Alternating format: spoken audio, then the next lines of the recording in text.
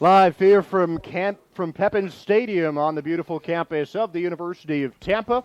We've got Sunshine State Conference soccer action, a midweek draw between your Tampa Tarpons and the Eckerd College Tritons. Two teams looking to help decide home field advantage in the upcoming Sunshine State Conference playoffs. Eckerd entering today's matchup with a 4-2-2 record in the Sunshine State Conference. 14 points, currently sitting in third place. Tampa on the outside looking in sixth place, 3-3-2 with 11 points. Each team with 5 wins and 3 draws overall. And they will look to settle their crosstown rivalry here on the campus of Tampa. Welcome into the Sunshine State Conference Digital Network. My name is Josh Sperber, joined alongside me by my partner in crime, Taylor Stolworthy, in a game that, as I said, means a whole lot for the upcoming conference tournament, Taylor.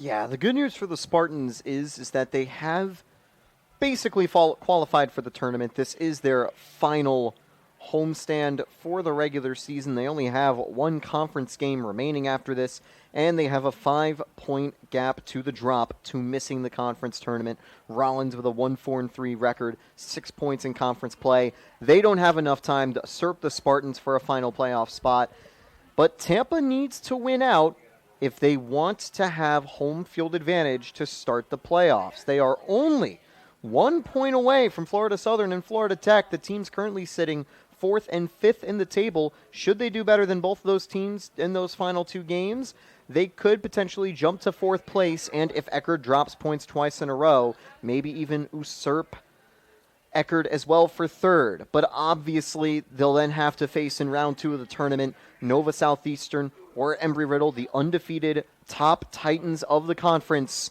But getting a chance to play at Pepin Stadium in the playoffs would be awesome, and they can start today by getting back on track, ending this 3-game winless streak and the 3-game goal drought with a win. The good news for the Spartans, they're coming off of a tie and recently a loss to Nova Southeastern, who just simply were stronger than the Spartans. They won pretty comfortably.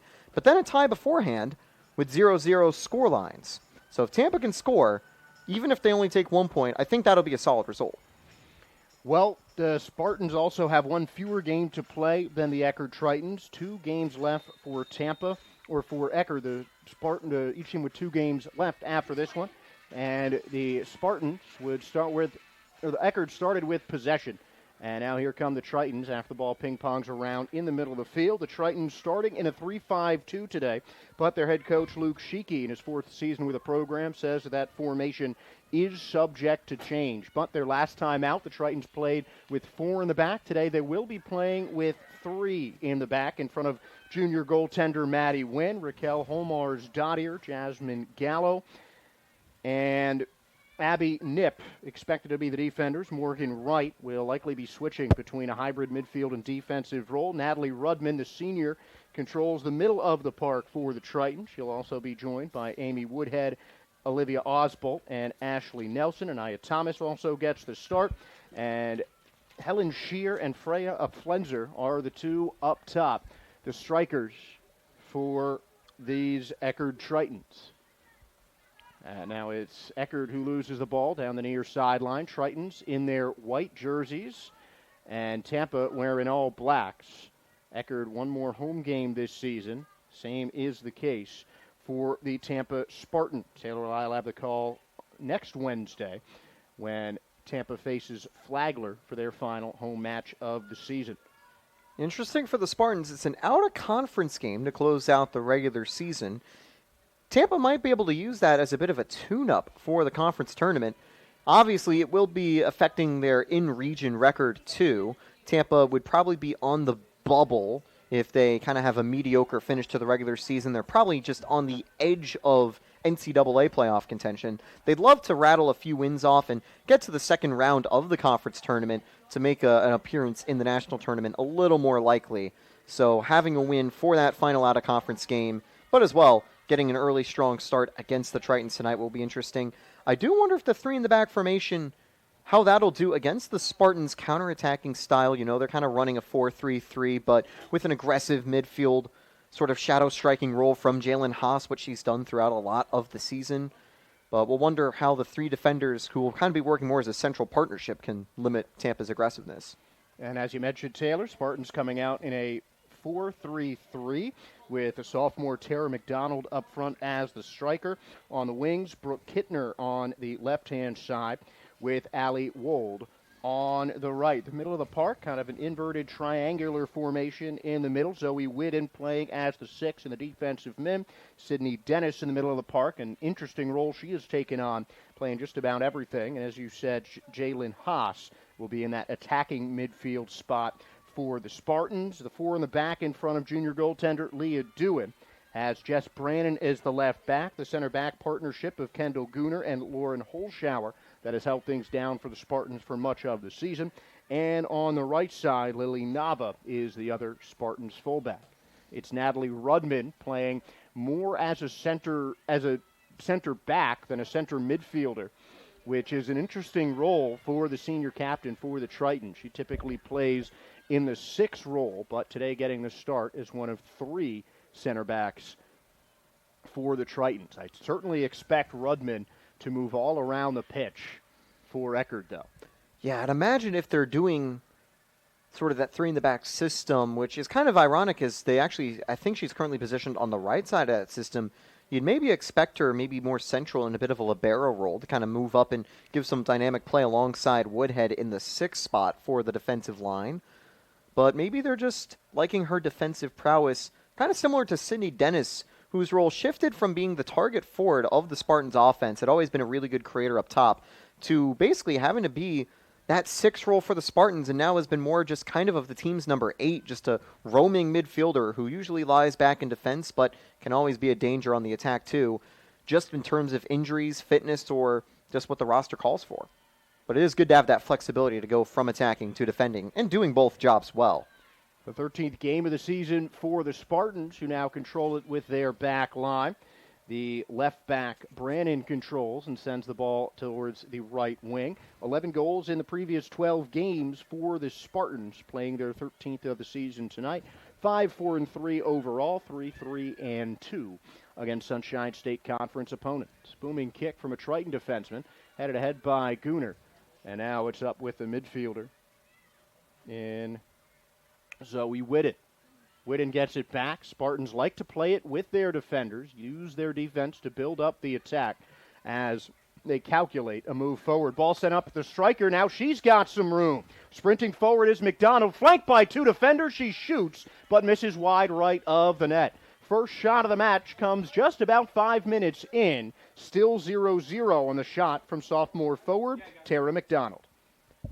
What a shot by McDonald. That is a disappointing one to miss because she absolutely fooled the goalie. Wynn kind of covered the near post as that's the initial way the shot curved, but then it kept going to the right, and that would have easily hit the corner if it was just maybe a slight degree or 2 to the left-hand side. That looked a little bit closer than it might have seemed from the broadcast camera, but what a good shot to start the game.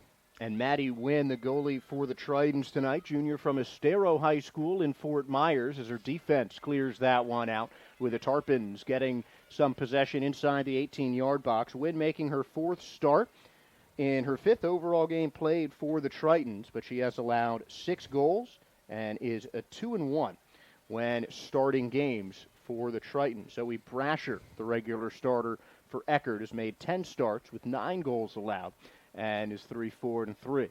Throw in from Tampa. They now control it. Top of the 18-yard box as a booming kick bounces off a Triton defender for another Tampa throw-in.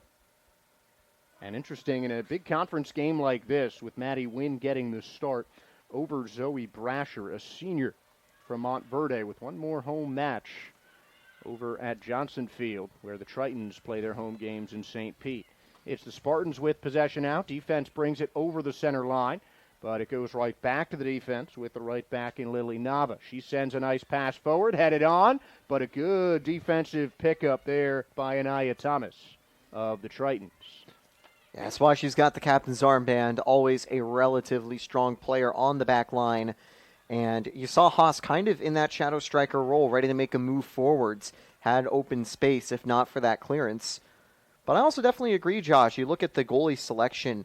I wonder if they want a game plan for any long shots by the Spartans, if the Spartans would see the 5-5 rasher and want to try to shoot on sight, try to curl some long shots into the back of the net. It's actually the way the Spartans have had some goals in the past earlier this season. Maybe they trust that Wynn can parry high shots away a little bit easier. And the Spartans certainly a team that can make those long searching passes. They did, as they've done many times on this field. And that'll be a Triton throw-in as Natalie Rudman sends it forward, finds her attacker with Olivia Osbold. Osbold, a midfielder, according to the roster sheet, but the junior Osbold has scored 3 goals and dished out a team-best 4 assists on the season. She's been a huge part of the Triton offense as that attack amounts to nothing and ends up in the hands of Leah Dewan. Ball down the right side. Spartans trying to bring it up, but trapped by Jasmine Gallo. Anaya Thomas sends the ball forward, but it's out of bounds for a throw-it. Nothing so far. Just about 10 minutes have gone by in this first half. We're in the 8th minute of this action. Time flies and you're having fun. Tritons. Oh, absolutely. As the Tritons send in a free kick, bounces off of Gooner. Still a free ball, but Tampa scoops it up quickly and sends it down the far side. Sprinting up the pitch is Lily Nava. She's got it down the right wing. And that one is deflected out of bounds, but it was Eckerd who touched it last. So in the attacking third of the Spartans, they will retain possession. Definitely not surprised to see a bit of a defensive battle so far. But Tampa's had a couple plays get to the edge of the box. Again, they're looking to break a 200-plus minute goal drought. And a long ball in, headed away by the Tritons. Good defense inside the 6-yard box from Eckerd, with the intended target for the Spartans being Brooke Kittner. Right side again. Tampa well defended, and Aya Thomas takes the dispossession and then knocks the ball out of bounds for a clearance. Quick throw in for the Tarpons. Been utilizing that right wing quite heavily to build up attacks in the first 10 minutes of this match. Throw in for Tampa. They've controlled it on the far side. Cross attempted by Nava, has it blocked, and that one is going to stay right here for a throw in on the far side. Spartans will stack the box, looking for a deep throw in as they bring a new face over to make that throw. And actually, it's going to be a corner kick on the far side. Right-footed, standing over it, in-swinging ball, doesn't hit ahead, and it goes out of bounds for a goal kick. Yeah, good setup off the throw-in, but the cross just got deflected out of bounds instead of towards goal, so the Tritons can clear the danger. But, you know, definitely a positive sign for the Spartans to be on the attacking foot to start the game because, you know, Eckerd is in a position where they don't have to worry about getting eliminated from the playoffs. Neither do the Spartans. But Tampa is the team that has more to gain. They can get a bit more aggressive. I think Eckerd going to want to avoid errors like that. And that's a big one as Brooke Kittner pokes the ball forward. She's sprinting into the 18-yard box. It's a race, and it is won by Morgan Wright. Great defensive play. She knocks it off of Kittner, and that's going to be the second corner in the last minute, this time from the near side. Another right-footed player standing over the ball. The Tritons also bring Jalen Haas in case they want to play it short. Here comes an in-swinging ball from the corner, headed by a couple Tritons. Ping-pongs around. No one can find it. It's sent back towards net and swatted away. Tampa still in control. Cross sent in, header over the net. And the tall arms of Maddie Wynn might not have touched the ball, but did enough to keep it out. Tampa with a lot of chances, but they have yet to convert, and we're still scoreless. That was exactly what the Spartans were looking for. The corner had a bit of a scramble. Tampa kept it as it got knocked out. What a cross by Sydney Dennis on the recovery. And I'm not sure if that was Gooner who was able to elevate, but just over the bar, over the hands of Wynn, too. So disappointing for the Spartans, but, you know, the Tritons, They're definitely a little bit worried to start off the game. The Pepin Stadium crowd has to be loving how Tampa's been looking underway. And a good ball in towards the center from Jess Brannon, who now controls on the near side. Brannon gets it back from the middle from Kittner. Sends it to the other side now. Ball in from Zoe Whitten, and that will go out of bounds. And this looks like it's going in favor of the Tritons. Going to be a goal kick. Foul been called as the junior Maddie Wynn, in her 4th start of the season, gets ready to send a goal kick. 13th minute of action here at Pepin Stadium. We are still scoreless between the number 3 and number 6 team in the Sunshine State Conference. Tritons, Natalie Rudman chasing that one out of bounds. Went off a tarpon head, so it'll be a goal kick. I think Tampa's been winning the physical battle, especially in the air. That play also just a header that the Spartans had won, but it just deflected too far to stay in play. Yeah, the jumping ability advantage certainly goes to Tampa as they get a looping pass from Holshower. Sent towards the midfield. Sits there for Amy Woodhead, who will control. Triton midfielder gets her pass picked off. Now it's the Spartans coming. Will they run out of room on the sideline? They will not. Tampa turns the corner. Low cross sent in. A lot of contact inside the box. No call. Ball kicked towards the net. Cleared away by Anaya Thomas. Seconds away from heading towards the net. Maddie Wynn was there, but Thomas with the clearance for safety, and Tampa still on the move. A booming shot, but right at Maddie Wynn. She pats it down and catches it off the bounce. That should be the first save of the day for the junior in Maddie Wynn. I think the Tritons have to have a sigh of relief to avoid the penalty on that play because there was a bit of a rough challenge. Either she must have gotten the ball or the play wasn't egregious enough for the ref to point to the spot, but you don't know how many of those 50-50 challenges are going to go your way. And a nice pass from Ashley Nelson, and the Tritons sprinting inward, but off her lines comes Leah Dewitt to make the stop before anything can get too crazy. That looked like one of the first chances that Eckerd got in this game, but it was swallowed up by the junior in Leah Dewitt. 2 of the 3 goalkeepers on Tampa graduated Marvin Ridge High School in North Carolina. Emerson Baxter, a first year, and today's starter, Leah Dewitt. Well, pipeline from a good soccer school in North Carolina. That one headed towards the field for Eckerd, crossing midfield for what seems like a rare occasion, as it has been the Spartans dominating possession time in the early going. 15 minutes have gone by in the first half, still without a score, as the Tritons making a move on the far side. Ashley Nelson trying to twirl around her defender.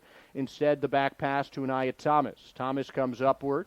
Her pass is deflected away. Tampa controls off their own sideline. Now on the right side, here is Nava sending it forward for Tampa in their midfield.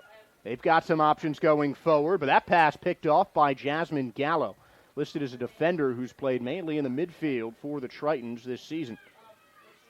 And that's going to be Raquel Holmar's Dottier trying to come up with that one. Knox gets a piece of it. Did it get off of Tampa? Yes, it did. Holmar's Dottier forces the throw-in. And the Icelandic international will see the ball to her captain as the senior Natalie Woodman out of Iowa will throw it in just about at the center flag. Scoreless through the first 16 minutes, though Tampa with 4 shots so far, one of them on net.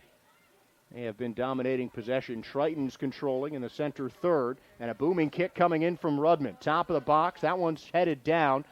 Got off a couple of players, and now it's popped up in the air, controlled off the header by Nelson, who guides it back to her midfield with Amy Woodhead.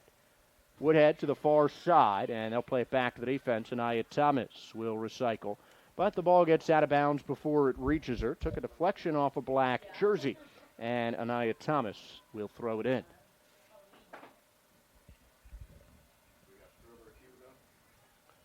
Thomas towards the center line. That one right into a Spartans player, deflected forward.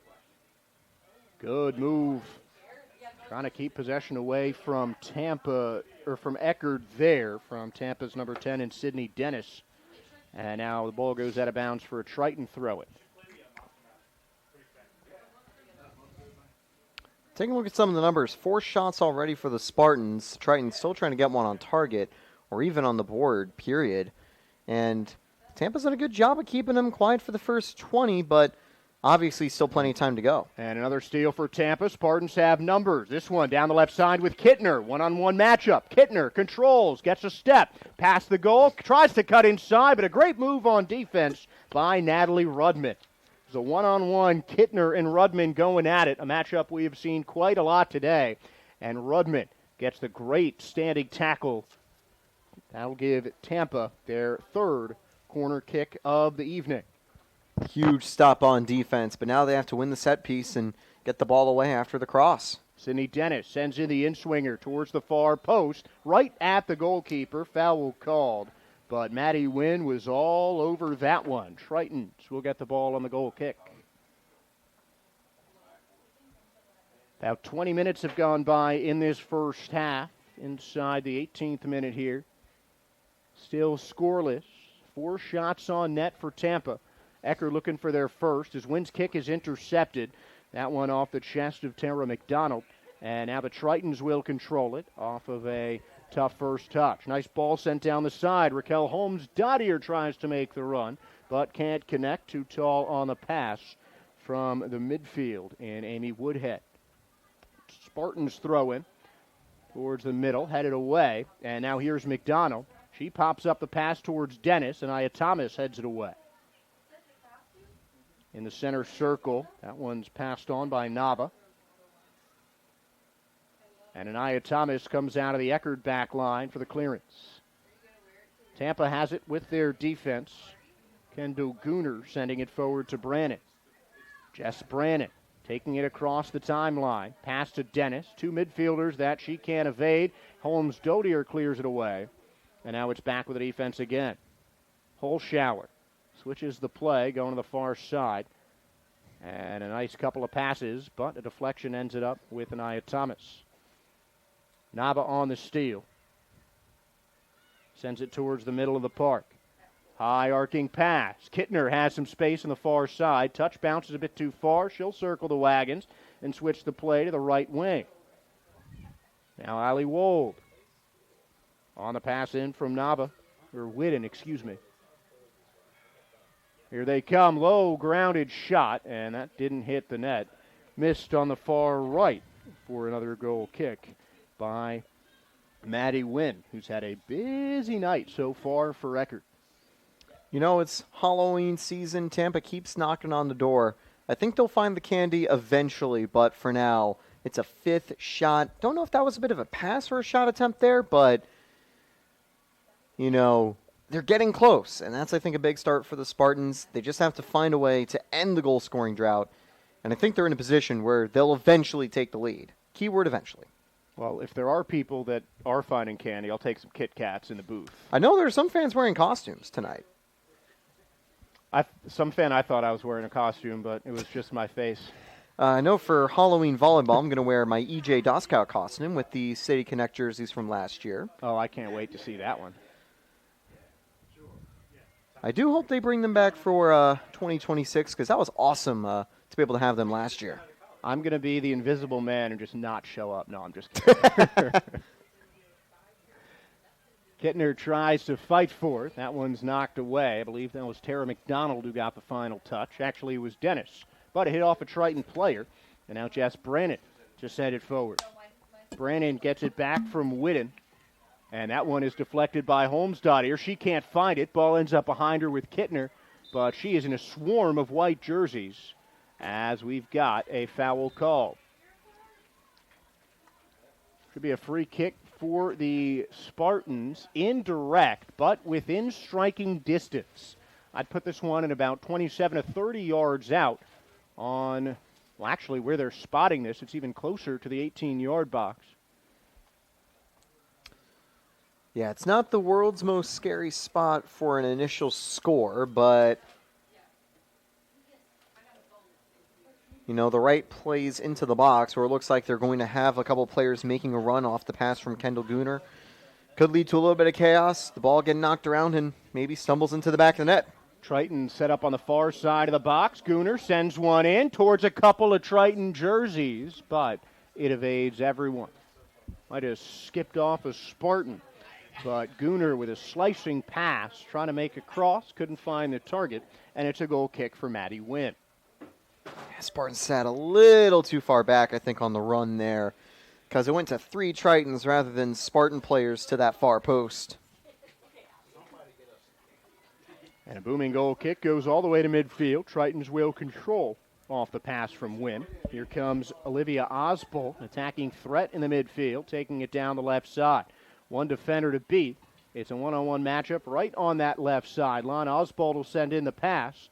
Spinning shot, blocked away by the Spartans. Rebound shot, blocked again. Jess Brannon was right there. And now Tampa will clear it. Great defense is Eckerd. Starting to get some shots towards the net, but Leah Dewitt still has not had to do too much behind her defense. And now it's Tampa going forward. Maddie Wynn guarding the back line. Poor pass. Licks up there for Kittner. Back in goal is Wynn as that one's cleared away by the Tritons. Eckerd sending this one forward, but it finds a Spartan leg. And the defense gets it forward with whole shower. Now Anaya Thomas on the steal. She's going to give it towards the middle. Quick passing by Eckerd, dispossessed by Sydney Dennis, taking the ball away from Woodfield in the center of the park. Now Brannon with the pass, knocked forward. Eckerd in control. Collision at midfield and a foul call. It was Homar's Dottier, the person who was fouled, and a couple black jerseys close, so a long free kick for Eckerd close to midfield. Maybe about 45, 50 yards out. Haven't seen too many fouls today, but they've primarily gone against the Spartans. I think that's their 4th of the game. And even though it's from far distance out, it could be dangerous. Towering free kick towards the net, right into the arms of Dewitt. And that's the first time she's really had to stop a live ball today. Eckerd starting to chip away, but let's not get anything twisted, Taylor. This is a game that Tampa has really controlled in the first 25 minutes. Yeah, for sure. And I actually thought that the Spartans would be a little bit more out of possession today, trying to go a bit more aggressive on the counterattack, but that really hasn't been the case. They've won the battles in the midfield, and they've had most of the good attacking opportunities. Rather, it's the Tritons that kind of have been playing off of the back foot, but that free kick and that potential opportunity didn't lead to a shot. Maybe that lights a spark that can finally try to get them on the board. Their games have been a bit more chaotic as of late than the Spartans, who've only seen 2 goals find the back of the net, both for the losing team in their last 270 minutes of play. For the Tritons, though, they're coming off of a 1-0 win, a 1-3 loss, a 3-2 win, 2-0-1 losses, and then a 4-0 win against St. Leo. Eckerd with 16 goals in their first 13 games of the season, with one more home match to play, another one on the road. And like Tampa, they will be playing a non-conference game to finish off the season in Georgia. They'll play Georgia College State after their home finale on Saturday against Lynn. So one of these two teams, potentially both, has a chance to host some playoff games if some goals get into the net here. Tritons, of course, on the inside track in the 3 spot right now in the conference, with Tampa needing to jump a couple to get some more home playoff games here on Pepin Field. Yeah, and Tampa's men's team is also looking to do the exact same thing, have home field advantage for at least one of the playoff games. They're currently at Johnson Field taking on the Tritons. Just like this game, their game is scoreless. Ball sent up the middle of the field by Maddie Wynn, and that one knocked out of bounds. It's going to go towards Eckerd.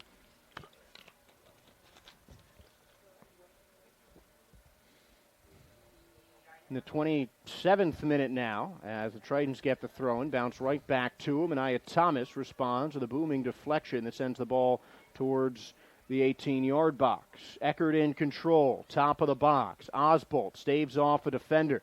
Ball's knocked away. Now Osbolt, the deflected cross. finds Holmstadier on the far side. Short pass back in the middle, intercepted, and a great defensive play by Tampa to stop a nice game of kickabout in the 18-yard box for Eckerd. Now the Spartans are running the other way. Here comes Wold on the far side. Looking for the in-swinging cross over the net. And the crossbar, will it stay in bounds for Brannon? It will not, but it'll be a corner kick. And we will have some substitutions. It will be a Spartans sub. As now coming on for Tampa is Kaylee Gibson, first-year midfielder from Bixby High School in Oklahoma. From Broken Arrow, a town more known for their prestigious baseball talent that has come out of there. Cole Franklin, a high-level minor league pitcher in the Cubs system, as well as Phillies catcher JT Realmuto among the notable names of athletes to come from Broken Arrow, as does Kaylee Gibson. Good defense there by Jalen Haas, dispossessing the Tritons, trying to make a run, and a booming kick sent forward by Holschauer. Looking for Gibson, couldn't find it, so that one's booted away by Morgan Wright. Speaking of places where players come from, Tampa's got a goalie dynasty from Waxhaw, North Carolina, with Doohan, who has been the everyday starter for the last few seasons for the Spartans. They also have a freshman, Emerson Baxter, waiting in the wings, also from Marvid Ridge High School and Waxhaw, North Carolina, too. A pipeline foreman for Coach Aaron Switulski. Yeah, Brianna Pacholski and Jess Brannon also from North Carolina, but those are the only 4 players down from the Carolinas on the Spartans roster. Tritons with possession now, just under 16 minutes left in the half. Rudman on the throw-in. Senior captain for these Tritons. Will send it forward. Looking for Woodhead, and that's Tampa who ends up with possession. Goes back, Rudman jumps up, can't make the header, and a nice play on the touchline by Gibson. Keeps it in play, but it goes towards the Tritons. Amy Woodhead sends it forward. Brannon booms it the other way. And a mistake on the first touch from Eckerd gives the ball to Tampa. Kicks it away, does Wold, but not enough. And it'll be Eckerd ball as that one goes out of bounds. 15 minutes remaining in the first half, still scoreless. One shot for Eckerd and one save for the Tritons. One on goal of 4 total shots so far for Tampa in this scoreless draw. And we haven't seen too many substitutes so far. It's been mostly starters versus starters going at it here at Pepin Stadium. Gooner sends a kick forward to Gibson, who's been quite active since joining the game. Jess Brannon pokes it forward, but the ball runs awry, goes out of bounds on the near sideline, and the Tritons pick up the throw-in. These are always the pivotal minutes of the half. You know, if you get a late goal, you really carry that momentum into halftime. It's a lot different than when you maybe get a first goal in the 10 minutes or first 20 minutes. You know, you get a good start to the game, but the momentum you get after that play is usually evaporated by the time you take the 15-minute breather. But scoring late or scoring a buzzer beater, that can really do a lot in terms of how the emotions are entering the halftime team talk. I think both teams at the moment can be satisfied. Tampa with being sort of large and in charge to start the game, and for Eckerd for being able to weather the storm of a lot of these attacks. But, you know, at the same time, both teams will be looking to improve. For Eckerd, finding more of a good attacking foot to try to get some shots on target to give Doohan some tests. She's up for the challenge. She has been an incredible goalie for the Spartans all year long, but you know, she's had a pretty quiet start to the game, and conversely for Tampa, it's being clinical and finally ending the drought, which is now about to surpass 300 minutes without a goal. That's certainly not what you want to hear on any team, especially not one where goalless days are as common as they are in soccer. Not for lack of chances, though, for the Spartans, as Holmstadier gets the misstepped pass, tries to touch it around a couple defenders, but Zoe Whitten is there on the dispossession. She'll give it to Haas, who will try and kickstart a play down the right sideline.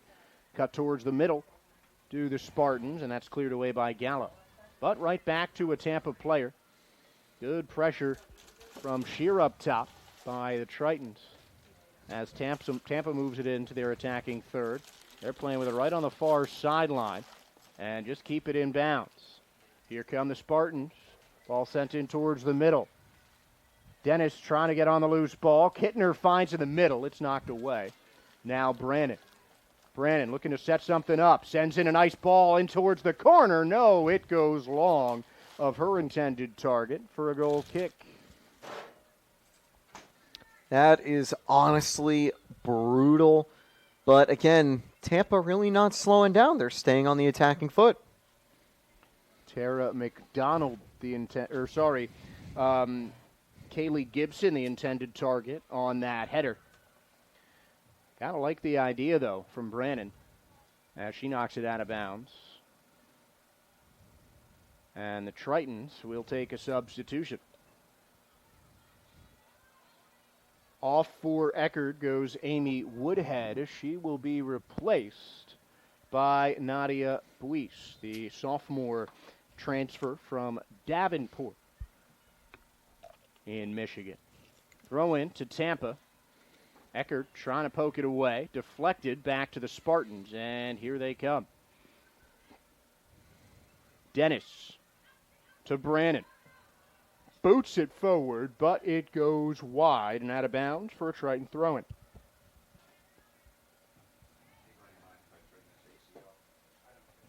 Almost 10 minutes remaining in the half. Still scoreless.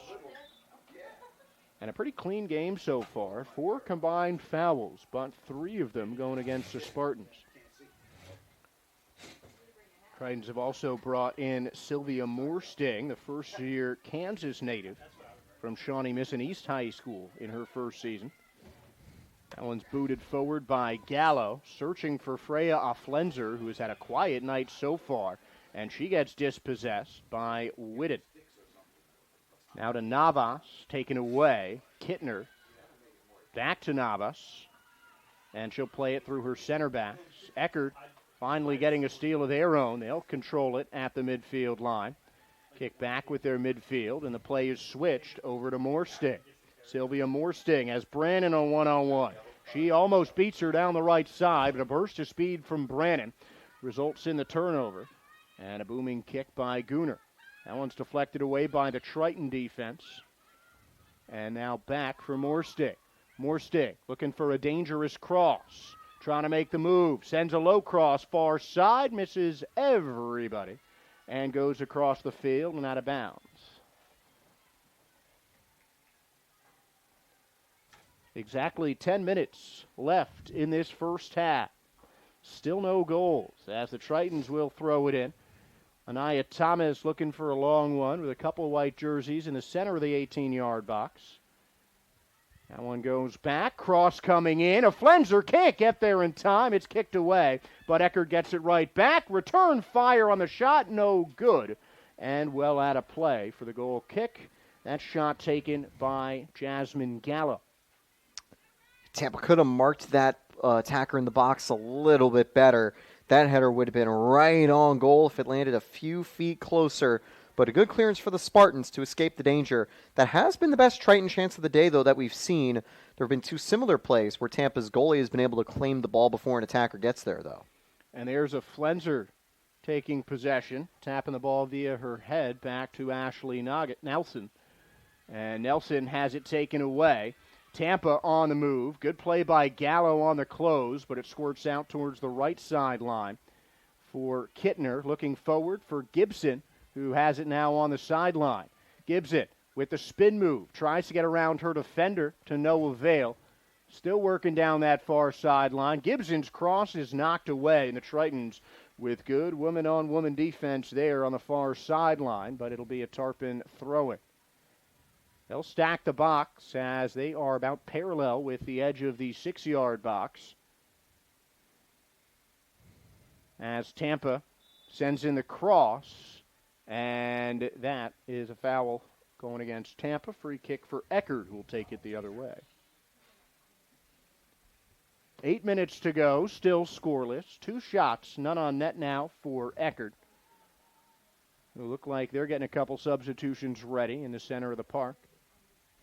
Yeah, some fresh sets of legs for the final 8 minutes, but do keep in mind that even though they are going to be fresher in terms of energy, they have to get situated kind of the flow of the game, so they might not be super effective until we hit those final few minutes of the half, but maybe they can make a late impact, and wouldn't be surprised if Tampa has one or two more up their sleeve for the final minute as well, or maybe that'll wait through the start of the second half.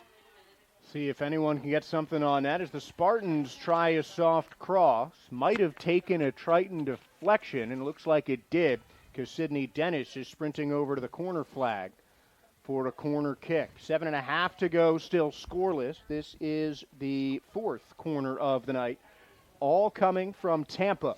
We'll get a right-footed Dennis on the far side. In swinger towards the near post. Wynn punches it away, still free, and it's going to be Eckerd in control. And they will take it up manually with Natalie Rudman. She sends it forward through the legs of Brannon. Back in time is Holshower, who calmly kicks it to Zoe Whitten. And she sends it towards the Spartans, has it taken away. Now Eckerd providing some attack down the far sideline. Ashley Nelson sprinting forward, cuts back, makes the pass. Back in the middle of the field. Ball now with Gallo. Gallo on the wing, finding Moorsting. Moorsting trying to cut inside, on towards the baseline, knocked away by Brannon to go out of bounds for Eckerd's first corner kick of the day. Brannon does a good job, not just in creating the attacks, but using speed to get back on defense. And at that time made a very good last-second clearance. It does give the Tritons their first corner kick, but it does prevent them from getting a high-pressure chance immediately on goal. Now they have to whip it into the box and hope it finds the header of one of their stronger players. Tampa has had advantages in the box so far today for these corner kicks. And Ashley Nelson and Abby Knipp exit for the Tritons. In-swinging ball, low hanging, and it's booted away by Tampa as that corner kick wasn't really threatening. Goes back for Ava Costa, the first-year forward out of IMG Academy, not too far from here.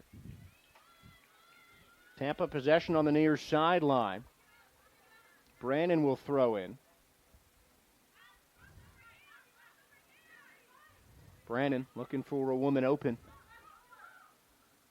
And she sends a long one to Kittner, heads it away, right to Gallo, and Gallo clears it. Only woman up is Tara Heim, the German international, who came in for Ashley Nelson, and some contact, and a foul going against Eckerd.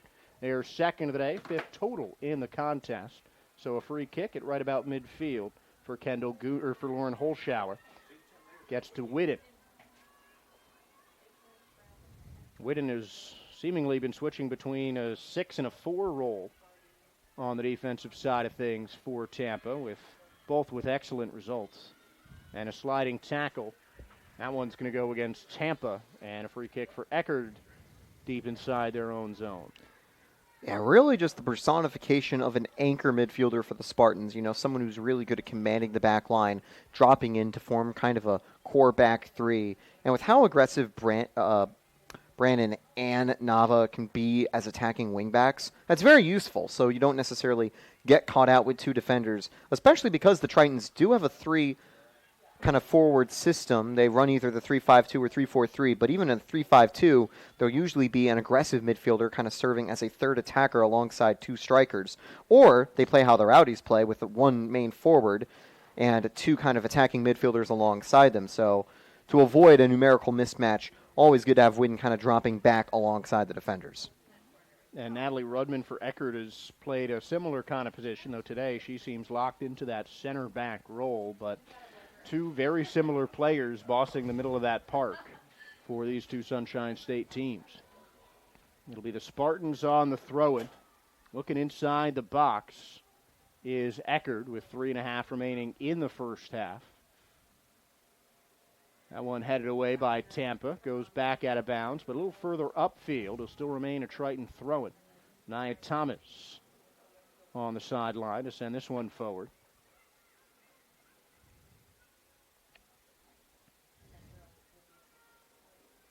Here come the Tritons. But it's dispossessed. Pass right back to Eckerd. Tampa is still in control now as they get it to their far side.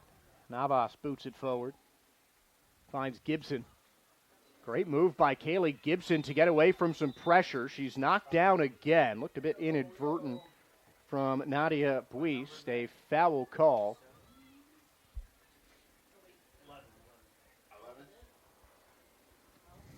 And now it's a free kick for Tampa. Just past their midfield line. Just under 3 minutes to go in the half.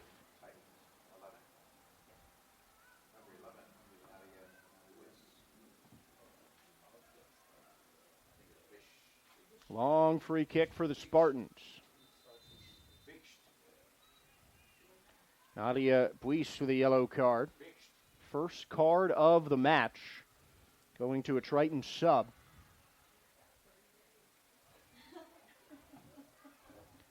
Now they're fighting for it on the far sideline. Eckerd gets to clear it away in time. And it'll go out of bounds for a throw-in. It's going to be Triton ball. As that one took a deflection off the Spartans. So Anaya Thomas will be throwing it in once again. It's almost Halloween here at the University of Tampa. And if you're looking for some spooky sporting events this coming Friday, we'll have volleyball over at the Bob across the street as your Tampa Spartans look to make it 20-0 on the year. Taylor and I will be on the call for that one. I will have to double check, but that might be the Spartans' best ever volleyball start in program history. And what a way to kick off the Imperial era with 20 potential straight wins. And should Tampa get a few more, they might be able to clinch the conference title coming up soon as well. So keep an eye out for that. If they haven't already. Yeah, they haven't just yet. They still have plenty of games still to go. Soccer's coming up to the playoffs soon, but it'll be a little closer to December before we might have some regional action at the Bob Martinez Center. Fall sports starting to wind down with basketball looming as that one punched forward by Eckerd. Spartans had a couple white jerseys by the far sideline, but no one close enough to get there in time. Freya Flenser was closest to it there for Eckerd. She now defends the throw-in from Tampa. And tussle on the far sideline makes it an Eckerd throw-in, and Aya Thomas there again. She has controlled most throw-ins as she looks forward for the Tritons with 1 minute remaining. And now some space. Here comes Eckerd with the German international, Tara Hein, sending it forward. Gallo was the intended recipient, knocked away, and a great steal by the Spartans.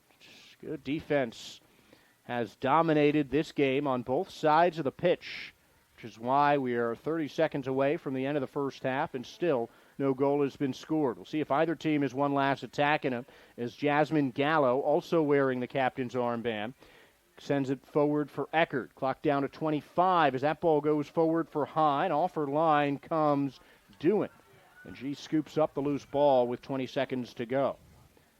Dewan quickly on the boot as Tampa wants to hurry in a goal. Gallo knocks it away, falling towards Brannon. Brannon, the towering pass, looking for Kittner.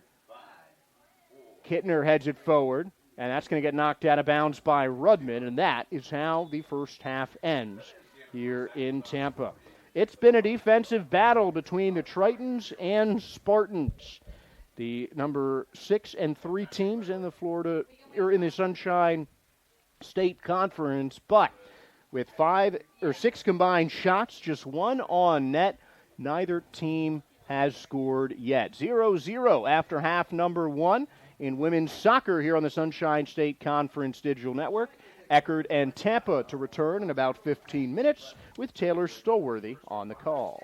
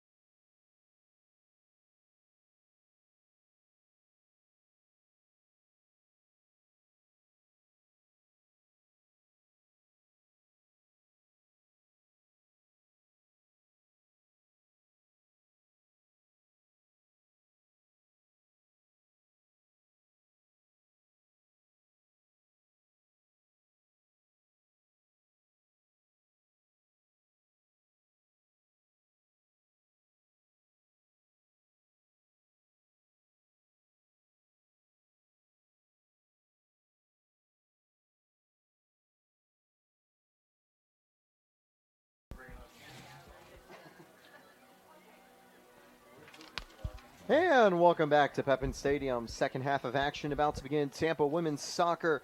The Spartans and Tritons continuing. It's been a deadlock, still tied at 0, but 45 minutes remain. Taylor Sorley, Josh Sperber on the call at a beautiful night on the University of Tampa campus. And when the whistle goes, Kaylee Gibson will resume play. And here we go, Gibson sending it to the Spartans midfield to start the new period. Tampa have been on the attacking foot for most of the game. They've had 4 of the 6 total shots from both teams. They've also had the lone shot on target from either side. Wynn was able to make the save on the play. Yeah, this really has been a defensive battle, but don't let the stats fool you. This has been a really well-contested game. These are two teams playing a pretty similar style of football. And it's just been Tampa controlling the wings and Eckerd seemingly controlling just about everywhere else. But this has been a really solid back-and-forth game of soccer so far. Tampa will get a throw-in as they continue. It is Lily Nava bringing the ball into play. She'll try to find a way past her defender. Try to nutmeg, but fails. Good defense there. Number 6 with a huge stop. Good job by Amy Woodhead, as it'll be Eckerd's back line trying to clear it away. Headed forwards by Holschauer, and it's going to be up to Allie Wold. Wold cutting to the inside, looking for help, plays it across. I think that's Sydney Dennis into the channel. And played out to the wing now. The Spartans continuing the early attack to start the period. Whipped into the box, almost has a forward surging forwards. But offline, goal kick, and it will be the goalie to send it the other way. I believe it is still Maddie Wynn in the net for the Tritons. Picked up the start for today's game. And again, an interesting choice for the junior to open for the Tritons, but they trust her enough for one of the most pivotal games of the year for Eckerd. If they lose one of their final 2 conference games, a home field berth for the playoffs, well, more specifically, the Sunshine State Conference playoffs will not be guaranteed. Tampa 3-3-2 in conference play. Eckerd 4-2-2 in conference play. That is a difference of 14 to 11 points. A number that could flip to a level footing should Tampa take all 3 points today. As of now, they would split the points going up to 15 and 12. Gibson tries to fight for the ball. The Tritons get it back, and it's played to the center of the park. Gooner sends it back forward. Here comes Allie Wold down the wing. Allie Wold keeps it herself. Allie Wold almost gets by the defender. Loose ball. Very nice turn and control by Ava Costa, as she'll send that one way out of bounds. Tampa get it back for the clearance. Costa had a few minutes late in the first half and gets the start here in the second half. And we've seen a lot of those just too long passes, balls just hit a little bit too hard on the defense. And really both of these teams just have to be so careful when it comes to clearing the ball that I feel like a lot of the times the ball has gone out of bounds have been on clearances. And it's been just that, neck and neck, back and forth, just smothering kind of defense. It's made it hard for either team to really get a lot of attacking momentum. Corner for the Spartans. A bit of an error from the Tritons that time around. They tried to let the ball roll out of bounds, but it didn't roll past the line right by the goal, so they had to kick it out, and here's the cross.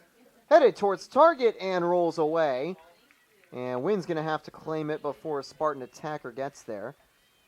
The Tritons can now send it the other way. Good idea from the Spartans. The Tritons able to get out of the danger for now. Junior will send it forwards. Good clearance, and that is directed away from the midfield by Costa. Almost used her hand on the play, and now it'll be Haas sending it out to Nava. Nava with a pass forwards to Haas. Haas dealing with some pressure. No foul called. Great combination on defense by Osbolt and Woodhead to win the ball back for the Tritons. But it's going to fall to Haas in dangerous space. Tampa can slow it down now, as they will continue an attack 4 minutes into the brand new period. And again, Tampa going to bring it back over to Gooner, down the right wing. That pass to Nava didn't get her in stride, but Nava does still end up with the ball. Good control as she cuts to the inside. She'll play it through out wide to Allie Wold. Wold waiting on the wing. Wold crossing to the far post. Headed over the bar. Great challenge. They will call the attacker on the foul on the play, too. Warning from the ref as well. I don't think that was too aggressive of a header on that cross because you're trying to get the ball. If the defender's in the way, sometimes you have to elevate over the defender.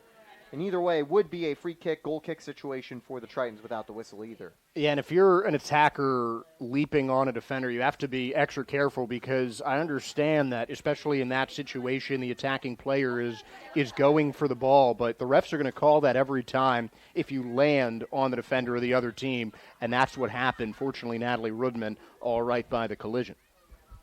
Trying to turn it to the inside. Nava does hold on to the ball.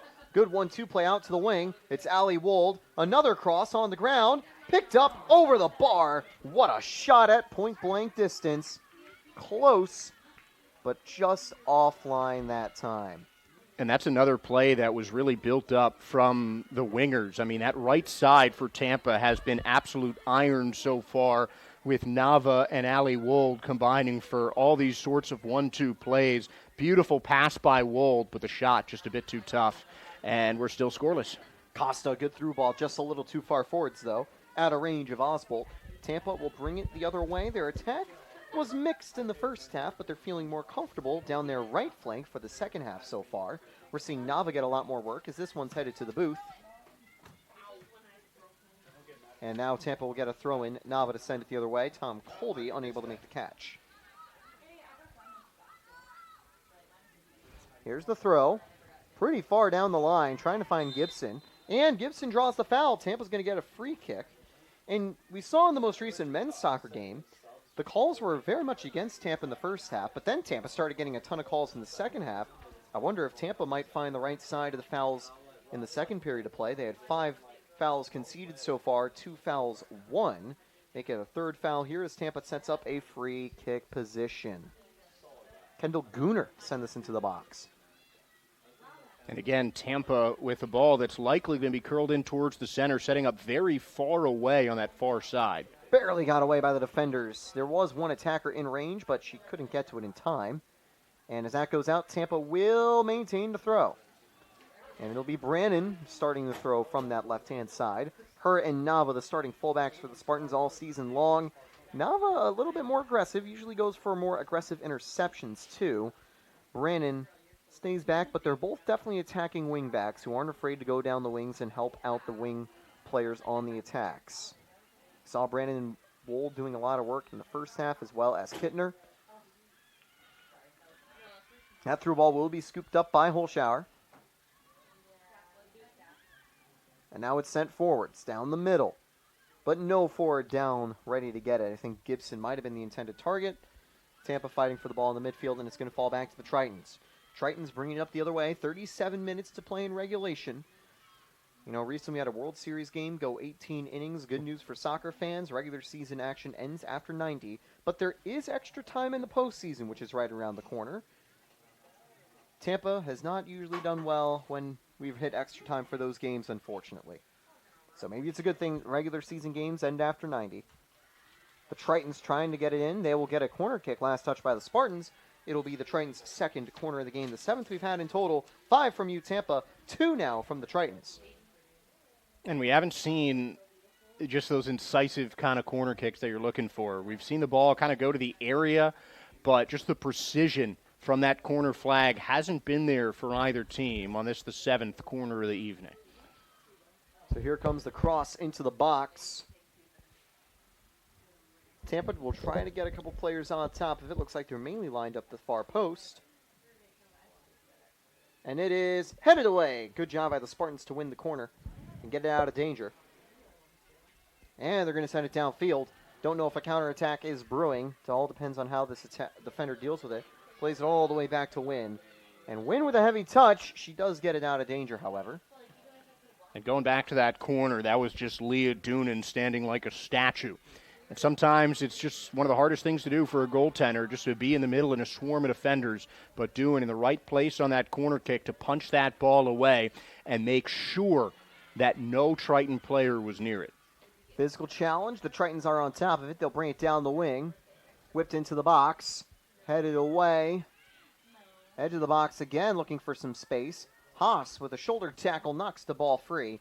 Tampa in the midfield have some players surging forward. Counterattack brewing. One of the center backs pulled out of position. Fullback making a game-saving challenge. The ball lifted forward to Wold. Tampa continue the attack.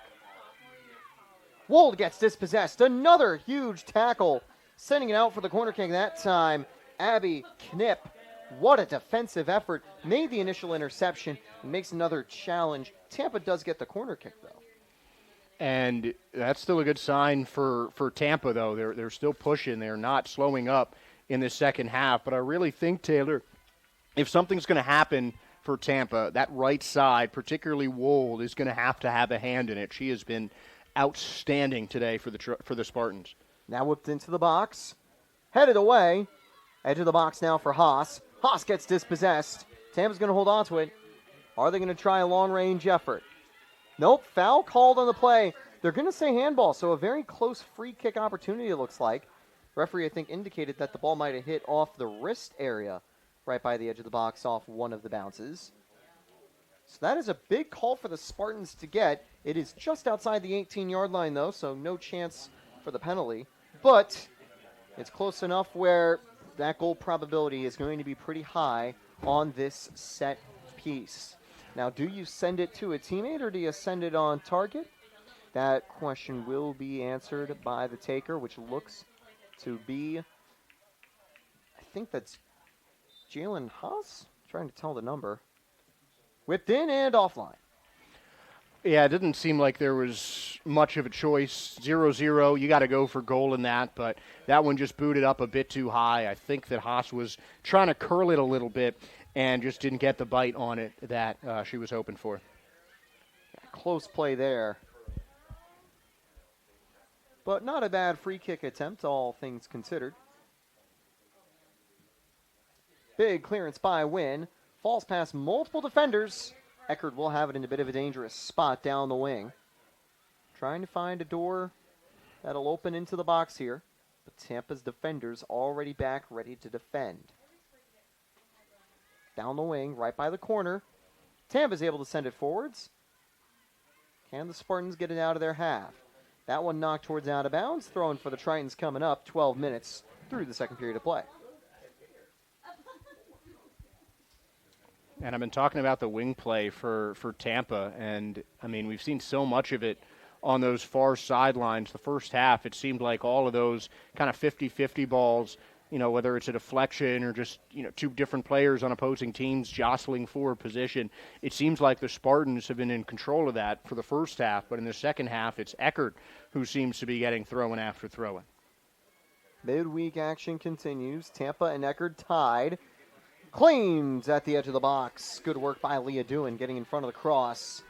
And she'll send it the other way for the Spartans. Another chance for the Tritons. Offline.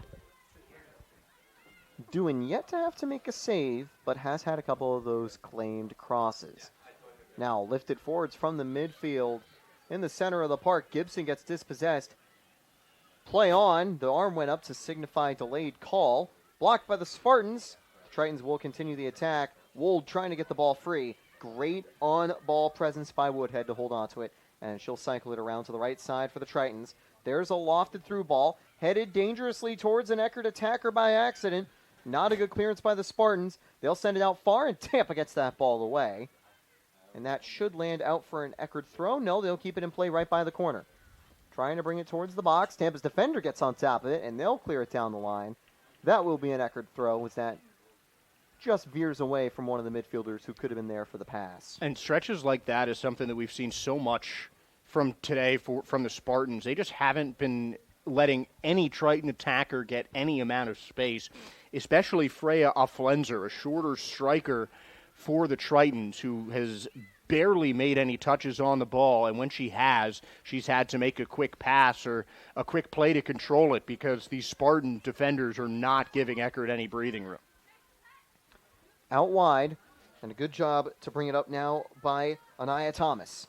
Thomas sends it forward down the wing, and picked up by the corner flag. Into the box. One-on-one chance. Multiple Spartan defenders prevent the shot, and that'll be cleared away. It looked like there was about to be a wide open opportunity for Ava Costa. And both teams, Taylor, it just seems like are inching closer and closer to that mouth of the goal. I mean, not just in terms of the better quality of chances we've already seen in the second half, but just the positioning of where the ball is going, the shots are coming from more centrally located spots inside the 18-yard box. I don't think we're going to have a scoreless game in this one, just based on how the play has been building up in the first 15 minutes of this second half. 60 minutes gone, still scoreless for now. But I agree, Josh. Definitely feels like there is a goal waiting on the end for one of these two teams today. Whether it's Tampa ending the scoreless drought or the Tritons breaking the hearts of the Spartans faithful with a bit of an upset goal right here. Edge of the box. There is some room for Eckerd to work, but they are still trying to find that final pass. Good pass out wide, trying to find Gallo. Gallo playing on the attacking foot here. That's off of the Spartan defender, tipped by Nava. Throw in for Gallo. Tritons in possession. Tritons back to the edge of the box. And that's going to go behind. Goal kick Spartans. That might have been the first time that we saw a shot from an ill-advised location. I mean, we haven't seen a lot of shots, really at all. 8 shots in between two teams an hour into the match is not all that much. 1 shot on goal in that time, certainly little, but that was one of the few times that you can say, well, she just had a poor angle. Haas, dealing with pressure from the captain, brings it back, but right to Costa, the winger, making the play that time. She's been aggressive on attack and on defense on that side. With the 3-defender back line, she's definitely one of the players that kind of has that wing-back wide midfielder role to have to do the work on attack and defense. Very much stamina draining position, but doing a good job with a lot of energy to start the half. She did come off the bench with a few minutes to go in the first half, so she still has plenty of energy remaining. Do expect more changes to be made soon. I think the Tampa Spartans prepping a change, however. See someone with a black jersey by the sideline. They were warming up with the pink jerseys, and I think the pink warm-up gear that they had for the breast cancer awareness games, I think it was a week or 2 ago.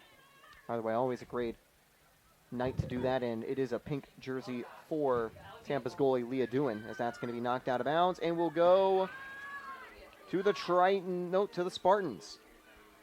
No, I was going to get it. It was pretty close, though. Ava Costa, the first year, making a nice defensive play. And we have seen 2 high-impact first years from both sides. It's been Costa just acting as a pest on defense, just making some really good plays and just getting in the face of Tampa attackers. And then really on the other side, it's Kaylee Gibson, who's made some nice runs and really done a good job controlling that top of the field as one of the new strikers for Tampa. She has made some really nice plays in around 30 minutes of action since joining late in the first half. It's been a nice freshman season for Gibson. You definitely imagine that she'll be a part of that Spartans front line for years to come. Tampa have some veterans that will be leaving at the end of the season, notably Kate Russell, notably Mimi Cronquist. Gibson is the next generation, already off to a strong start. Tritons continuing their strong start to the half, though. They'll get another corner kick with 27 minutes to play here in the 63rd minute of action. We haven't really seen Cronquist or Russell so far today. They were scratched from the game before we got started. So Tampa playing without 2 of their senior leaders and still step for step with Eckerd this far into it. That's knocked forward for the Tritons. Tampa did clear the corner away. Tritons will keep it for a throw-in. By the way, let's give you a quick update from Johnson Field in St. Pete, where the Tritons currently hold on to a 0-0 tie against the men's soccer team as well. Whenever one of the games happens here at Pepin Stadium, there's usually a game at the same time on the road for the other team, whether it's the women's or men's team for soccer. That one lofted towards goal. Picked up at the edge of the box. Costa denied. Scramble for the loose ball. Tampa getting out of danger. Counterattack brewing. Gibson gets dispossessed. But Anaya Wilson picks up a mild injury on the play. Looks like she'll be good to continue, but lightly limping after making that challenge with a very well-timed tackle. I've noticed she's been a bit more aggressive as of late, trying to push forward for interceptions. And really, I mean, you kind of have to be doing that. We've seen a couple chances. I think we've seen one or two breakaways per team when it was essentially one-on-one in the goaltender. And that's what these two teams are trying to create. They're trying to get some explosive play to change up the flow of the game and try and get a goal. Shot offline, was a bit of room at the top part of the box, but that shot not on target. And 20 minutes down in the second half, both teams still level. Neither team with a shot that's required a save yet in the half, but both teams with some attempts like that previous one. Wold with some on-ball pressure. That's a costly ball to the box. What a challenge by Thomas. Wins the ball away from the Tritons. The Haas will get it on the sideline, but its last touch by her, it will go the other way for the Tritons. What a sliding challenge. And you can tell Thomas isn't even 100%. Still probably with some pain in her legs from one of the previous challenges where she had a limp for a few seconds. Still puts her body on the line to prevent a one-on-one chance, I believe would have been from Gibson there. The Tritons get the throw in by the halfway line.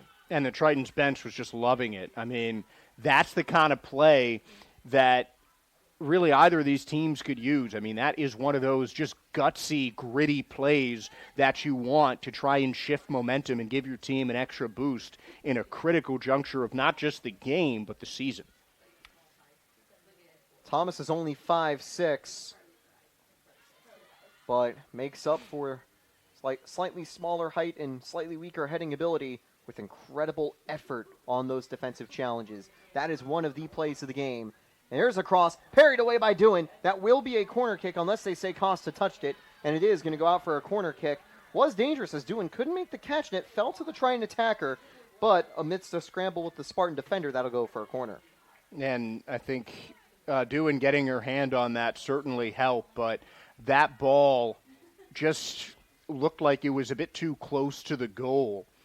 And it's difficult to control that because you're going to where the player is. That's where Costa was, just right above that left post. But you got to be careful on those seeking crosses. Those are the plays you want to be making, but you just got to be careful that you're not going too close to the goal.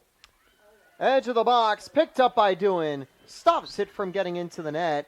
A couple of weird bounces could have benefited the Tritons. Always a fear when that happens on a corner kick. But Tampa can take a sigh of relief. Doohan will send it the other way. I think that will go down as her first save of the night, as that final touch looked to be cleanly off of a Triton attacker. Headed to the side, cleared away. Good job by Gallo, and it will go the other direction. Now from the midfield, here come the Tritons. To the right side, sheds a defender. To the right side again. From an awkward angle over the bar, goal kick, Spartans. And we've seen this half, it seems like just about every shot, Taylor, is closer and closer to getting on net. Every chance looks that more decisive. They're playing, with clear intention right now from both sides. Eckerd, for the first time, seemingly controlling possession in this game. I'm really liking the way play is ramping up in the second half. That's going to roll out of bounds. Another goal kick for the Spartans. But indeed, Josh, definitely feels like the Tritons have actually really shifted the momentum towards them. Tampa have not mustered a new shot in the last few minutes. There have been multiple by the Tritons here in the first half of the second half. We've only got 22 minutes and less to play now. 21 minutes and quite a lot of change, technically, down the line. Looking for space, cleared away. Spartans out of danger for the moment. Can they find a counterattack? That ball deflected to the midfield. Tampa's only made 2 changes so far. Cronquist and Gibson entering the game at different periods. Gibson, halfway through the first half, made the substitution. Cronquist entered a few minutes ago to start the second half. And the referee does signal to the sideline that we will see a brand new player onto the field. That'll be the number 11, Abrielle Johnston. Played out wide now to Nava. Nava's got a bit of space to work. Will play now a 1-2 with Ali Wold. Nava blocked, crashes into the defender. They'll call the foul on Nava. And basically the defender pulling a basketball move there, taking the charge on the play. Nava didn't really have anywhere to go, but the defender just did not get out of the way. She's all right, though, after the contact. Free kick for the Tritons. Thoughts on that defensive effort? Yeah, I mean, I really think that it was just a matter of both players going for the ball. I mean, Nava and I believe the defender there was um, was Abby Nip, excuse me, and it just seemed like they both hit the ball with their foot at the exact same time and tripped. I don't love that foul call there, but when you have a collision like that in the middle of the field, you're going to have to do something. Well, you know what Bruce Wozniak, a good friend of ours and a member of the Tampa broadcasting crew for different sports, likes to say, you can't fight City Hall. Free kick for the Tritons coming up. Both teams kind of talking things over as they're getting set. We'll see how long this ball goes forward. 20 minutes on the dot to go. Edge of the box. Tampa will now take it down the right-hand side. Well, left-hand side for them, right-hand side for the Tritons. That's going to be deflected away, and it'll go out off the Spartan, throw in for Eckerd. And I think sometimes, especially the Tritons, they're trying a bit too hard to get those long balls in there, get those big booming passes, and sometimes the extra little bit of mustard they put on their kicks is costing them in terms of the passes, whether it just ends up as a hard deflection or ends up just sailing over the head of the intended receiver. That's going to go out, going to stay with the Tritons. Interesting kind of thing to note for the Tampa roster. I mentioned that they do have a few seniors, but few is, I think, the big defining word because they only have 5 players that are seniors or graduate students. Grace Franklin, Ella Armis, Cronquist and Russell, and Cindy Dennis. Everyone else is either a junior, sophomore, or freshman. So a relatively young Spartan roster and a relatively young starting cast of players. Cronquist, usually one of the first players off the bench, but her and Dennis are really the only active seniors for the Spartans. And now down the wing, there's the freshman, Gibson, into the box. Cuts past the defender, but takes a heavy touch towards Maddie Wynn. Just rolled off her foot the wrong direction. You like the effort from the freshman out of Broken Arrow, Oklahoma, and it'll go the other way. And I think Anaya Thomas got a piece of that as well, but more so, again, like you said, Taylor, the ball just taking kind of a funny hop.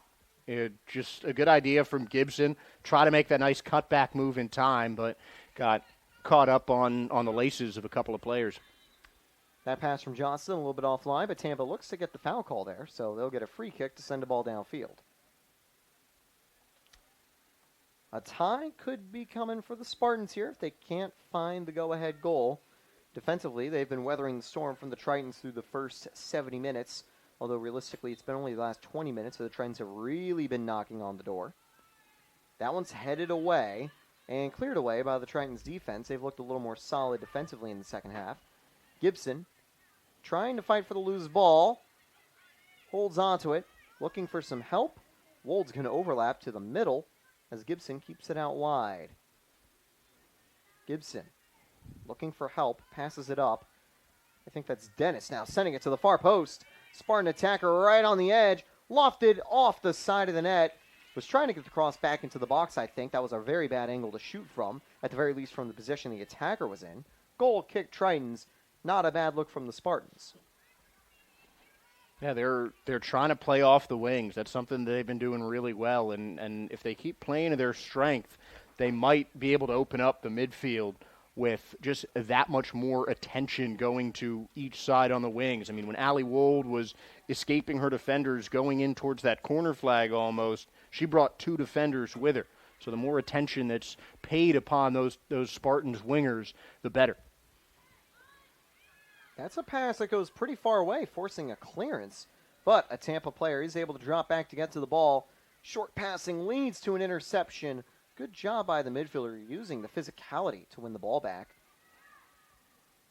Very nice play there from Natalie Runman.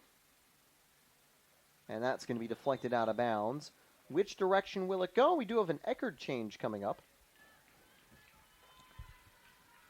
They are bringing on a fresh set of legs.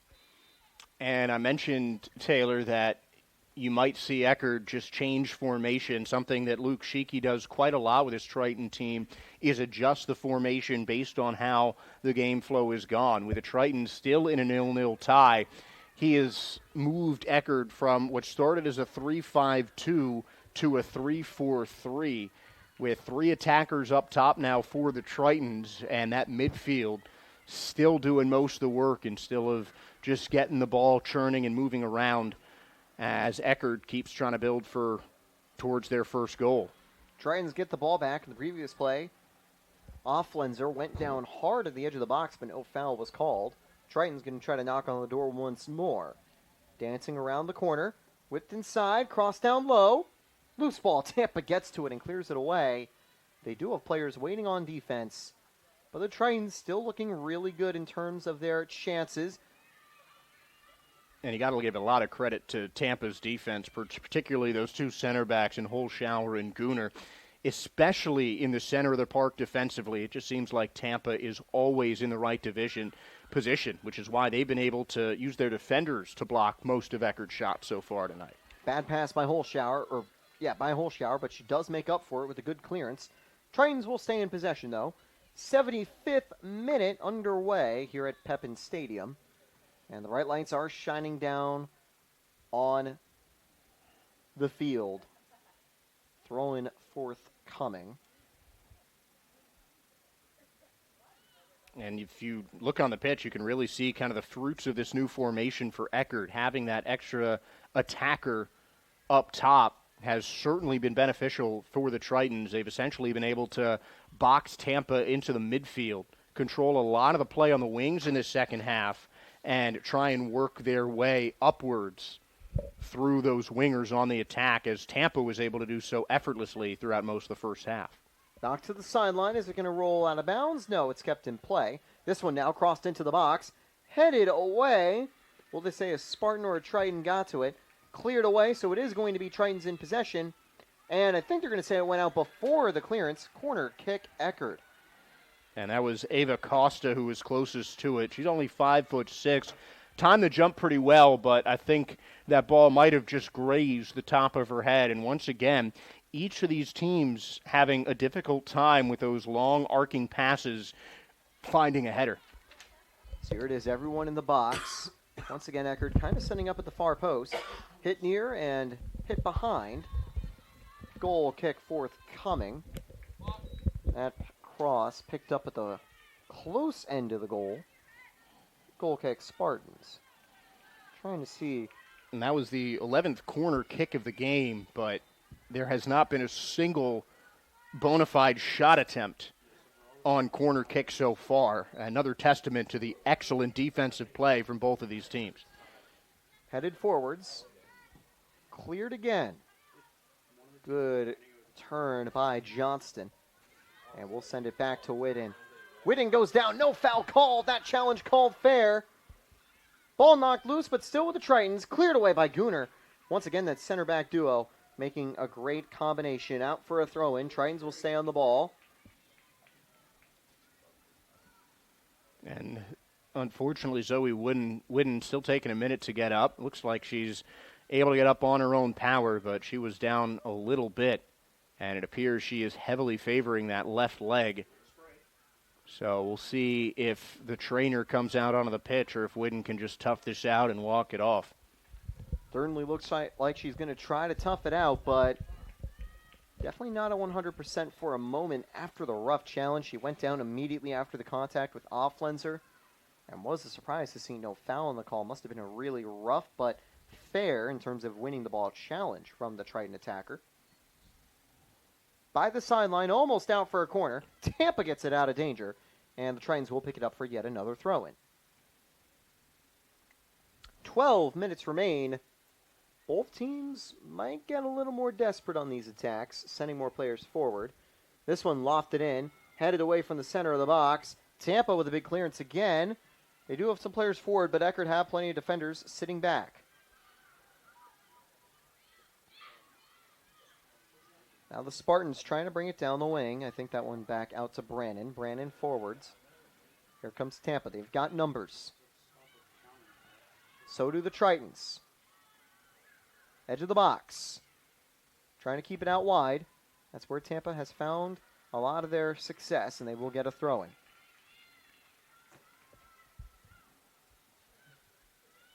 There are not a lot of lights by the sideline.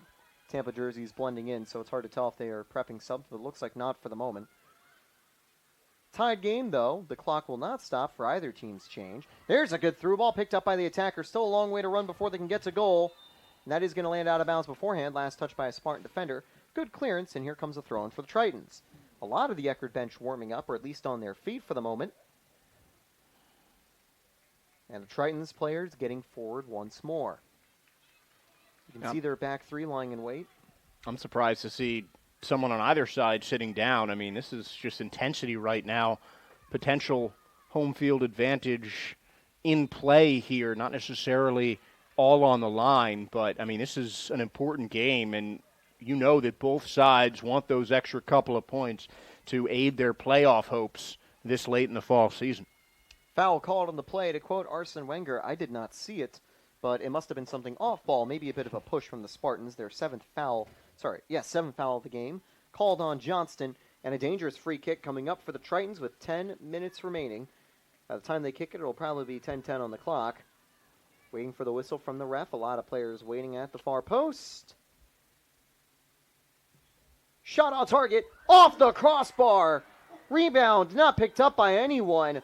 What a free kick. That cross goes behind, goal kick. Out of range of doing. That would have been a top 10 goal if that found the top corner, but just off the post. Yeah, that was otherworldly. I mean, talk about just off the post. That hit the inside of the crossbar, just inside of that upper 90. That was almost an absolute worldie. And Anaya Thomas was just standing at the center line before play getting started, just in disbelief. One-on-one chance, scooped up by the goalie. What a stop by doing. Another dangerous counter by the Tritons. And even though she wasn't able to make a save on that very close free kick, immediately responds with a big one-on-one clearance. So you definitely can't blame Doohan for not getting to that free kick. No. I mean, I'm pretty sure you could stack two great goalies on top of each other, wouldn't have gotten to it. The flag stays down. Offsides, not called. Whiffed it to the far post. A very awkward touch by Offlenser, letting that attack go to waste. Hate to interrupt you there, but that was another one-on-one chance immediately after the previous one. Tampa clears it away. Now you can imagine the hair on the back of these necks on defense for Tampa is standing all the way up right now. Some very close calls. I'm just not sure what Offlenser was doing on that last play, cutting back when it looked like she had a lane on towards net. Coach Satowski probably not happy seeing those two back-to-back dangerous looks. Tritons couldn't convert on either. That's going to go out, and a throw-in for the Tritons off the clearance. Does prevent another corner kick, however. That ball cleared away by the defender. I think Gooner getting to that one. And it'll be interesting to see how these teams kind of adjust in these final almost 10 minutes.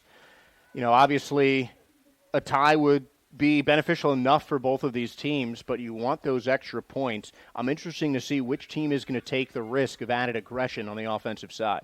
Cleared away from the edge of the box. That's going to go behind. Goal kick, Spartans. Still scoreless as well in St. Petersburg for the men's game.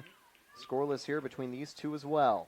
Looking ahead for the Tritons, they will be hosting Lynn, their alumni night, their teal out night, to try to end regular season play with a W.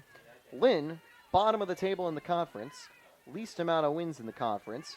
You'd expect it to be a free 3 points, but anything can happen.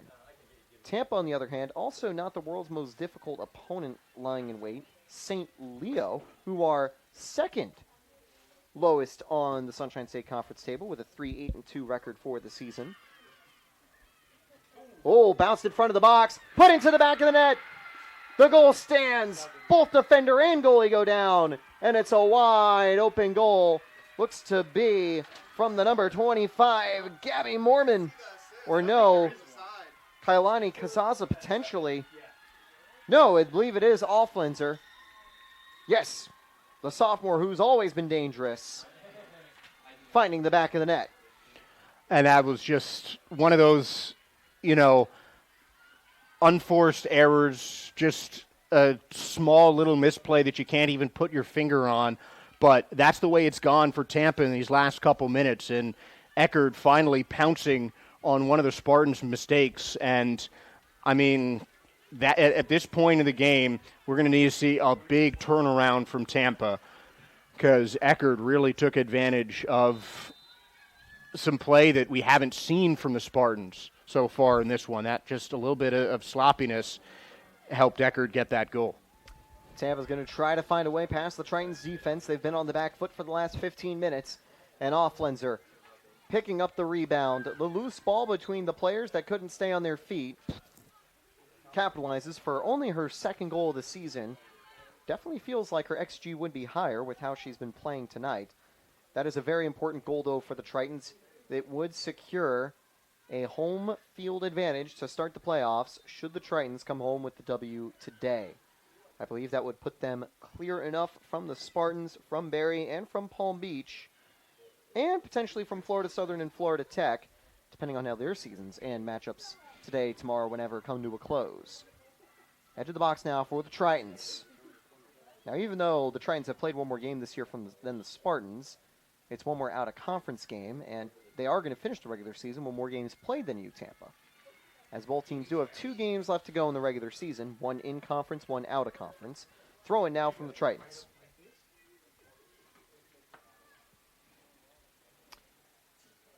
Tampa loss here means they'll have to look over at Barry, Palm Beach, and Rollins for how the seeding might go for the conference tournament. And again, Tampa is definitely feeling safe if they get a point versus St. Leo in terms of qualifying for the conference tournament. But they'd rather it not go to the final day if possible. They definitely need an equalizer. But 2 goals to try to get in the win column looks to be impossible, especially with Eckerd holding it on offense, trying to burn some time off the clock. Tampa's going to win the scramble, but does it go out off the Spartans? No. It's going to go out off the train defender. Tampa can now bring it down the wing.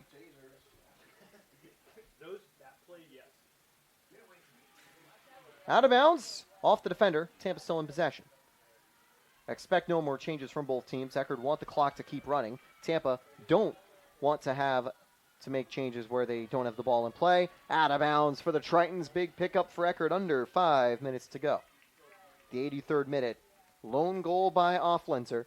And I don't think there was anyone on the assist on the play. The last touch had come from the Spartans, allowing the rebound to be put into the back of the net. Right by the sideline. Still fighting. Clearing it down the line. It is out of play, and they say off the Tampa Spartan player. So it'll be the Tritons with a throw. Triton changes would stop the clock this late into the game with the lead. So they're going to run with their 11, I think, the rest of the way. That does prevent tactical substitutions because usually this late in the game, you let the clock run with a tactical swap. Picked up. Tampa with the clearance.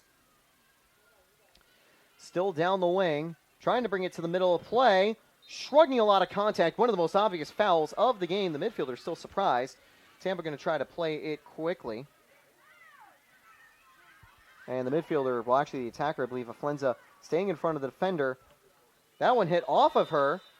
And there will be a card issued. Looks like the clock will be stopped. I think it is... Can't tell who it was going to be issued to, whether it was the defender for the frustration kick or Aflenza. Should be the latter. I believe it will go to the forward for time wasting there. Clock stopped at 3:50. Free kick now for the Spartans. Yeah, I mean, it was clear what Aflenser was trying to do. She was just trying to get in the face, force a mistake, and she lined up too close to the defender on the free kick. Easy yellow card. Whipped into the box, headed away. Nava behind the winger. This one cleared forwards. One defender to beat. Aflenza one-on-one with Holschauer. Lifts it over Holschauer. She'll be able to get to it and clear it away. That falls into space for another Eckerd attacker. And I believe they'll try to get it down to the corner. That pass to Costa will do just that. Edge of the box, though. Will she try a cross? Yes, she will. Over the head of Wooden.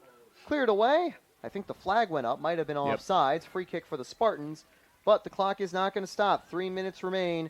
Tampa still trying to fight for the equalizer. Again, they'd much rather a tie than a loss, but they definitely... It's going to be too hard, I think, at this moment for them to get the win, which is the true result they were hoping for.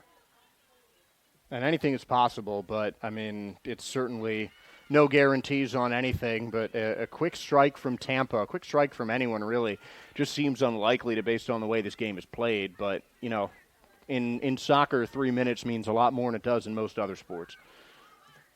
That one deflects off of Wold on out of play. Under 3 to go. Throw in for the Tritons. They'll try to bring it down the line. Knipp. Going to send the ball in. Cleared away. And it's going to be out off of Gooner. Another throw in forthcoming for the Tritons. No rush for the throw. And you imagine it's going to go down. Will it stay in play by the corner flag? Yes, Costa picks it up.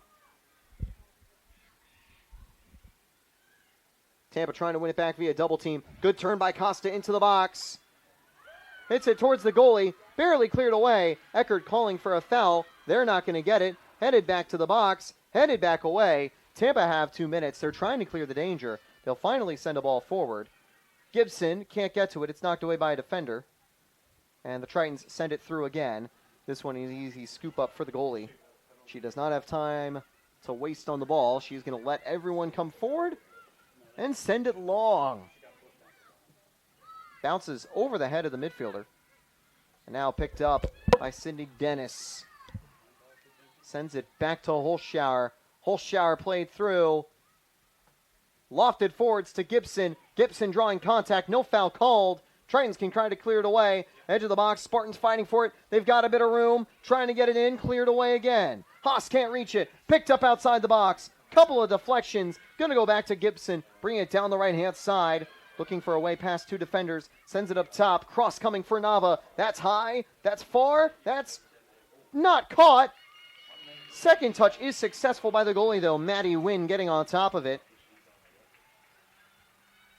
Huge job to claim that cross by Maddie Wynn. Tampa's player at that far post, unable to try to direct anything on goal before Wynn was able to pick up the ball. And obviously, you can't get too aggressive, otherwise that's called a foul. Tampa is going to get in front of the clearance attempt. They've got all the numbers forward. Desperation starting to creep in for the Spartans, if it hadn't already been there for the last 5 minutes. Out of bounds, throwing Tritons, under a minute to win it. 30 seconds to go. And the Tritons going to let as much time roll off as they can before putting the ball back in play. Maybe they'll be shielding it by their corner now. And the clock will be stopped as she faked the initial throw-in. And they are going to add up to 30 seconds for the clock. Interesting call there. Yeah, you don't want to have too much time wasting on the team ahead, which in this case is Eckerd. But right now, if I'm Tampa, you have to be looking just for the smallest of spaces. You have to be so creative in your passing. And I'm just not seeing Tampa in these last few minutes taking the kind of risks necessary for a comeback like this. Shot from distance, saved by Wynn on a diving grab. You had to lick the stamp and send it there. But with 15 seconds to go, all she needs to do is hit it out of bounds, and Tampa won't have time for a response. That was the final chance for the Spartans. No Deus Ex Machina goal. The Tritons will be hosting home field postseason play as they steal 3 from the Spartans in a well-contested match. Yeah, I mean, just one little mistake by the goal is really what prevented this from being a tie game, but I've seen Eckerd miss some of those chances close and late before, and it's a big win for them, for that program to lock up home field advantage is certainly a huge step, but, I mean, this is a missed opportunity for Tampa. You know, they had their chances. Coming out of the gate, it looked like the Spartans were the only team that had a chance at scoring, and it felt like they kind of played themselves out of it late in that first half. Just the wheels seemed to fall off on the end for Spartans, and a real tough result against the rival. But for Eckerd, just their third win against Tampa. Tampa now has not won a matchup against Eckerd in about 3 seasons. Yeah, the first time Tampa lost to the Tritons was way back in 2002. Actually, no, it was a little bit earlier, in 1998, their first ever meeting. But after losses in 2000 and 2002, there were 2 decades of Spartans' dominance in the series. Eckerd finally broke their winless streak against Tampa in 2023 at Pepin Stadium, and it's still bad luck for the Spartans in their next Pepin Stadium matchup as the Tritons now improve to an all-time record of 25-3 against Tampa. And for the season, they are back over 500. 6-5-3 on the season. They now have 17 points in conference play with 5 wins, 2 draws, 2 losses. Tampa falls to 3-4-2 in conference play, still at 11 points. Still on the edge of the playoffs. They will need points against St. Leo on the road to give themselves a chance to fight in the playoffs. They'll hope to get the 6th seed and not have to face one of the 2 undefeated powerhouses to kick off playoff play. But we'll have to wait and see how that goes. Disappointment for the Spartans as they are now 360 minutes plus without a goal. Disappointing for sure. 4 games held scoreless. They've only given up 3 goals in that span, but it means they're 0-2-2 in those games. You got to feel for Leah Doohan. You got to feel for the defender that went down alongside her. One unlucky clearance attempt, one unlucky touch, and Offlenser picked it up perfectly. What a performance she had with a lot of threatening chances. Had that brilliant free kick. Had a couple of maybe mistakes. One of the plays, she had a one-on-one, cut back incorrectly, but made up for it by getting the game-winning goal. The Tritons will carry momentum into their final game. So will the Spartans. They're on the road against St. Leo, but then they host Flagler to end the regular season at Pepin Stadium. Will probably be the final game of the regular season and postseason at Pepin Stadium too. So we hope to see you then. That will be on November 5th at 7 p.m. Another midweek matchup, faculty and staff appreciation night. So, thanks for tuning in on the SSC Digital Network on Tampa Spartans TV. I'm Taylor Stolworthy for Josh Sperber, who's also been running the show with the stream throughout most of the game. Unfortunately, Andre Pyatt, the legend with volleyball, is not here for soccer games, so it's just us two. We thank you. Hope you have a great night, and hope to see you next time. We've got volleyball on Friday and Saturday. Halloween, we'll see if we're wearing any costumes for the broadcast. Probably not. Would be cool if we did.